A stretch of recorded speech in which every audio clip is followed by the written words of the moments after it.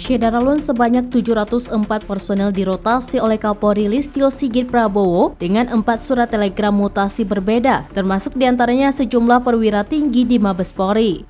Rotasi besar-besaran itu mencakup mutasi 2 Kapolda, 1 pejabat utama Mabes Polri, jabatan Irjen Pol 7 personel, Brigjen Pol 24 personel, Kombes Pol 88 personel, AKBP Mantap 74 personel, dan Kapolres sebanyak 146 personel. Rotasi tersebut mengacu pada surat telegram rahasia dengan nomor ST-2775-12-Cap-2022. Surat itu ditandatangani oleh AS SDM Kapolri Irjen Wahyu Widada atas nama Kapolri tertanggal 23 Desember 2022. Kapolri Jenderal Polisi Listio Sigit Prabowo juga merotasi sejumlah perwira Polri di Polda Metro Jaya.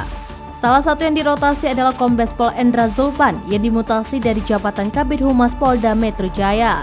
Sosok pengganti Zulpan adalah Kabag Pemanalis Romul Med Divisi Humas Polri Kombes Pol Truno Yudo Wisnu Andiko. Keputusan rotasi ini terregister dalam surat telegram rahasia bernomor ST-2775-12-Cap-2022.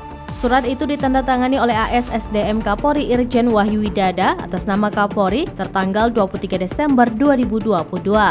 Kapolri juga melakukan penyegaran atas 233 personel polisi atau FLAT, 27 personel Dikbang Pimti, 21 personel penugasan khusus, 77 personel pensiun, dan 5 personel demosi.